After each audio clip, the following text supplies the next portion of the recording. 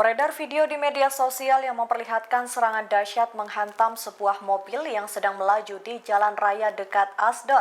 Roket itu diduga diluncurkan oleh pasukan Hamas di Israel Selatan. Beruntung tak ada korban jiwa dalam kejadian ini dan hanya 3 orang mengalami luka-luka. Rekaman kamera dashboard yang baru dirilis menunjukkan momen sebuah roket langsung menghantam jalan raya rute 4 yang berada di dekat kota pesisir Asdod pada Selasa 1 November 2023. Mobil itu mulanya tampak melaju dengan kecepatan normal. Kemudian tak lama sebuah rudal datang menghampirinya dan menghancurkan kendaraan itu hingga berkeping-keping. Ledakan dahsyat itu membuat api berkobar begitu besar. Tidak jelas apakah sirene peringatan roket berbunyi pada saat itu, karena biasanya hanya diaktifkan ketika proyektil menuju ke daerah berpenduduk. Para medis mengatakan 3 orang terluka ringan akibat pecahan kaca dalam insiden tersebut. Meski begitu, serangan ini menunjukkan ancaman serius bagi Israel. Terlebih Israel baru saja kehilangan 16 pasukan tentara akibat serangan Hamas di dekat kota Gaza. Mereka semakin murka dengan Hamas dan bersumpah akan membalas serangan tersebut hingga perang berakhir.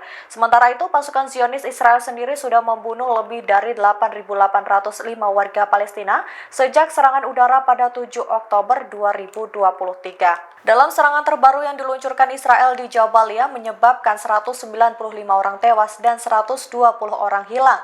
Korban yang dinyatakan hilang diduga berada di bawah reruntuhan bangunan.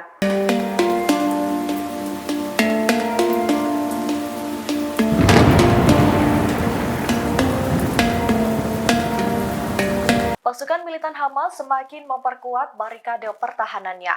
Baru-baru ini mereka berhasil menyerang pasukan Zionis yang melewati garis pertahanan Hamas dan mendekati kota Gaza. Dalam serangan yang diluncurkan pada Rabu 1 November 2023, sebanyak 16 tentara Zionis tewas. Sebelum tewas, para tentara Zionis ini sempat berfoto bersama. Dalam unggahan foto yang beredar di akun X, 10 diantaranya berpose sambil memegang senjata lengkap dengan pelindung diri. Kemudian, tak berselang lama, 16 tentara yang menerobos masuk jalur Gaza dengan tank baja itu dikabarkan tewas. Kabar duka ini membuat komandan pasukan Zionis murka. Mereka menyebut kematian 16 pasukannya itu sebuah harga yang mahal yang harus dibayar oleh Hamas. Mereka pun bersumpah tak akan memberi ampun hingga perang berakhir. IDF sendiri mengatakan bahwa di bawah komandonya banyak serangan rudal Hamas yang telah dilakukan terhadap warga sipil Israel dan tentara IDF. Salah satu rudal tersebut menewaskan 11 tentara di pengangkut personil lapis baja Namer di Gaza pada hari Selasa.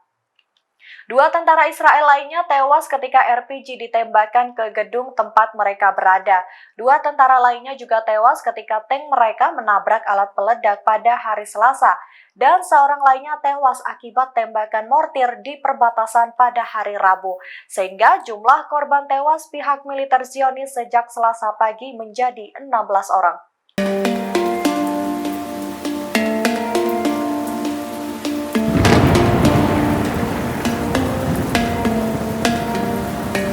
Pasukan sayap militer Hamas Brigade Al-Qassam merilis video yang menunjukkan kekuatan persenjataan mereka melawan Zionis Israel. Terbukti senjata tersebut mampu menghancurkan sebuah kendaraan lapis baja milik Israel. Video yang dirilis pada Rabu 1 November 2023 menunjukkan perlawanan pasukan Brigade Al-Qassam di jalur Gaza.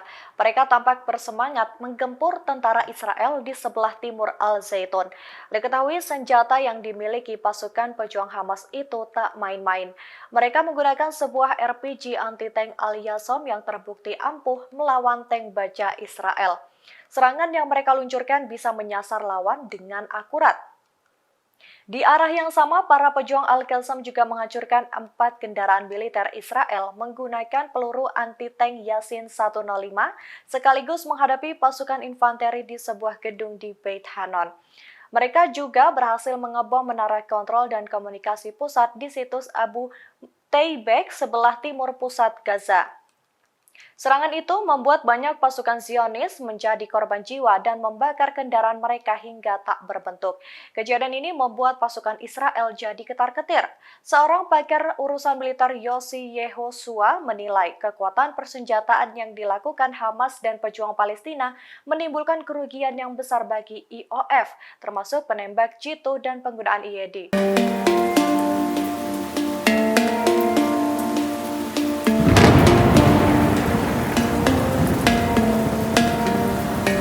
Zionis Israel semakin kewalahan menghadapi pasukan sayap militer perlawanan Hamas Brigade Al-Qassam di jalur Gaza. Dalam sekejap mereka dihadapkan dengan gempuran senjata canggih yang dimiliki Al-Qassam. Dalam pertempuran ini, pasukan Al-Qassam berhasil merobohkan menara komunikasi Israel. Serangan yang diluncurkan Al-Qassam pada Rabu 1 November itu setidaknya berhasil menghancurkan menara kontrol dan komunikasi pusat di situs Abu Taibek dan menewaskan setidaknya 9 tentara Zionis dari Brigade Givati. Al-Qassam juga mengungkap bahwa para pejuangnya menangkap pasukan infanteri Israel di sebelah barat penyeberangan Erez di jalur Gaza Utara dari belakang garis musuh. Di waktu yang sama, mereka juga menghancurkan 4 kendaraan militer Israel menggunakan peluru anti-tank Yasin 105. Serangan itu sekaligus menghadapi pasukan infanteri di sebuah gedung di Beit Hanon. Dengan serangan ini, jumlah tentara Israel yang terbunuh sejak 7 Oktober meningkat menjadi 326 orang.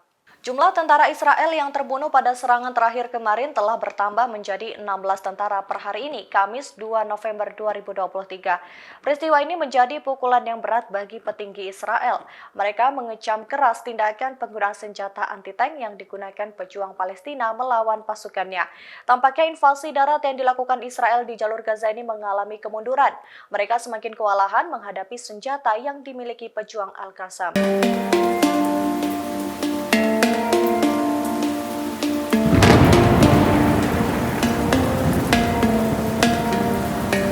Kelompok Houthi Yaman berhasil meluncurkan sejumlah serangan besar rudal balistik dan drone ke wilayah Israel.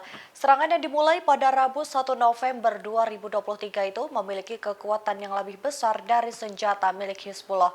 Lantas dari mana kelompok Houthi Yaman mendapatkan senjata secanggih itu? Adapun menurut data yang dihimpun dari Stockholm International Peace Research Institute, selama periode 2010 hingga 2022, satu-satunya negara yang tercatat pernah memasok senjata untuk kelompok Houthi adalah Iran. SIPRI sendiri menemukan pada 2015 ada satu kontrak pengiriman senjata asal Iran untuk kelompok Houthi yang senjatanya berupa rudal balistik jenis Qiyam-1. Kemudian selain itu juga tak ada lagi kontrak senjata spesifik untuk Houthi yang datanya terbuka dan bisa diakses oleh publik. SIPRI juga menemukan ada 25 kontrak pengiriman senjata lain ke Yaman selama periode 2010 hingga 2022. Dalam perihal ini, kelompok Houthi di Yaman berjanji akan mendukung perlawanan Hamas. Mereka akan memastikan Palestina meraih kemenangannya. Hal ini juga sudah disampaikan oleh juru bicara resmi Angkatan Bersenjata Yaman, yakni Brigadir Jenderal Yahya Saree Anu. Ia mengklaim pihaknya telah menggagalkan serangkaian serangan udara Israel di wilayah Laut Merah, namun mereka enggan berkomentar mengenai dalang di balik penyerangan itu. Di sisi lain, Departemen Pertahanan Amerika Serikat yang tadi sebutkan namanya membantah soal kekalahan Israel. Ia mengatakan bahwa militer Israel telah mencegat rudal yang diluncurkan dari Yaman yang memiliki jangkauan sekitar 1.200 mil.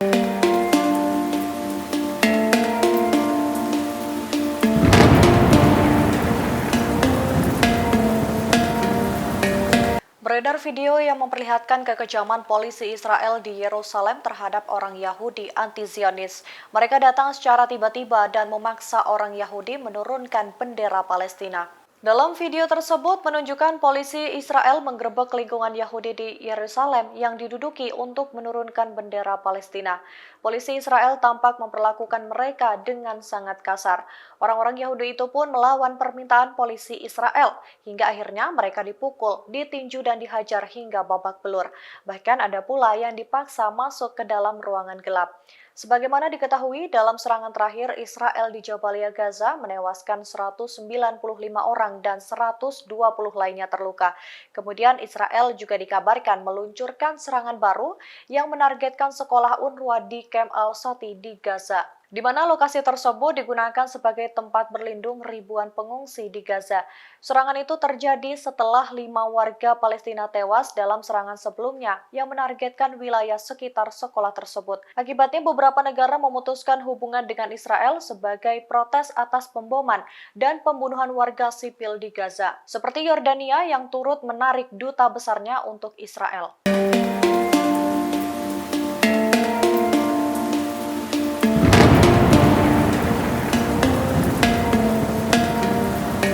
Pasukan sayap militer Hamas Brigade Al-Qassam memamerkan terowongan bawah tanah yang berada di jalur Gaza.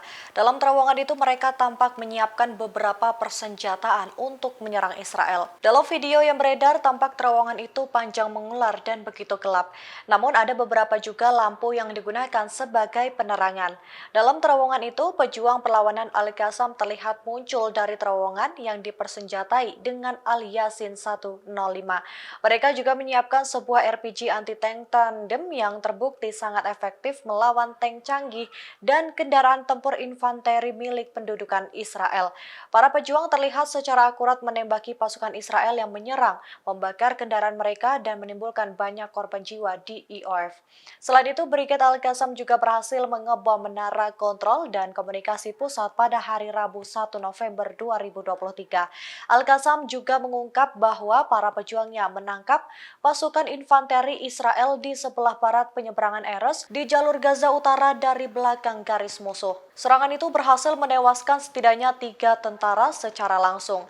Di arah yang sama, para pejuang Al-Qassam juga menghancurkan 4 kendaraan militer Israel menggunakan peluru anti-tank Yasin 105 sekaligus menghadapi pasukan infanteri di sebuah gedung di Beit Hanon.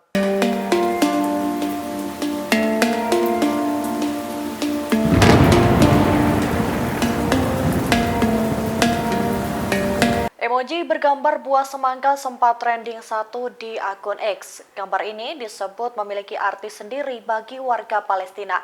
Lantas apa keterkaitannya simbol semangka ini dengan perlawanan warga Palestina ke Israel? Gambar semangka ini pertama kali digencarkan oleh organisasi Jewish Voice for Peace di Instagram. Mereka mengkoordinasikan protes besar-besaran yang menyerukan gencatan senjata ketika kekerasan di Gaza meningkat.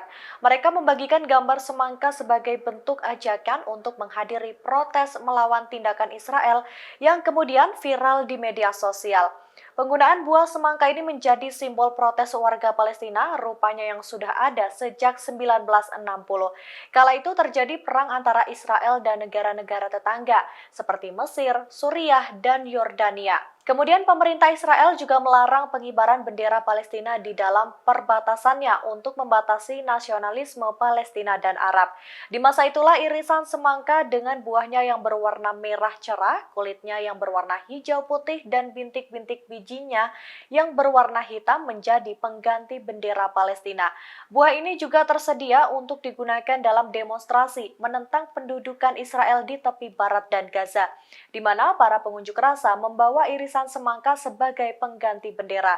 Sebagaimana diketahui, serangan yang dilakukan Israel di jalur Gaza mendapat kecaman dari berbagai negara di penjuru dunia. Mereka mengutuk serangan Israel yang menewaskan sebanyak-banyaknya 8.000 lebih warga sipil di Gaza sejak 7 Oktober 2023.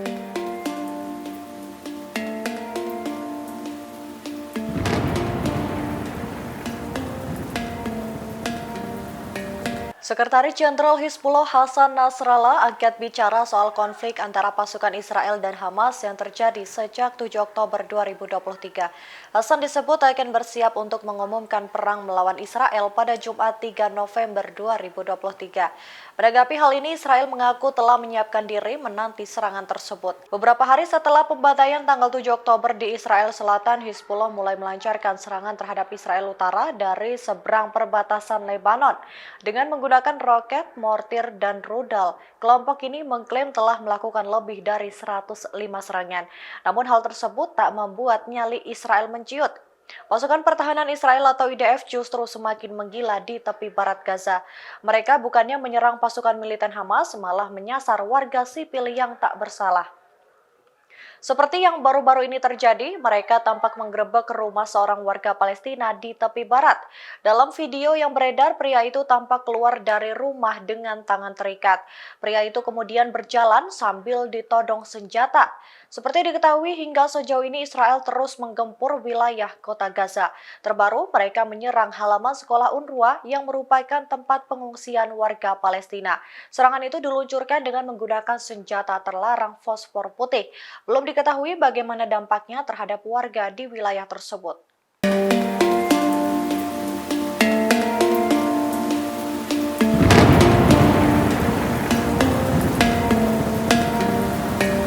Sebuah bom fosfor putih diluncurkan Israel yang menargetkan camps di pengungsi Palestina atau UNRWA.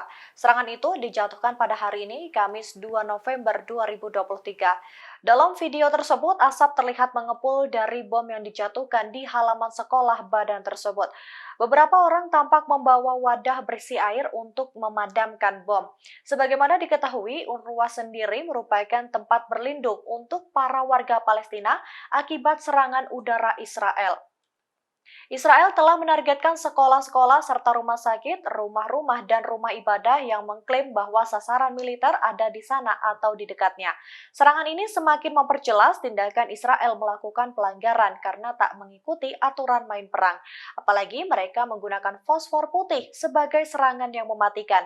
Asap fosfor putih itu jika terhirup dapat menyebabkan cedera paru-paru mendadak dan bisa mati lemas. Selain itu, fosfor putih juga dapat menyebabkan luka bakar tingkat 2 dan 3 pada kulit dan mudah terbakar jika terkena oksigen. Jika digunakan sebagai bom tidak hanya menimbulkan efek ledakan saja, tetapi juga menimbulkan kebakaran. Download Tribun X sekarang, menghadirkan lokal menjadi Indonesia.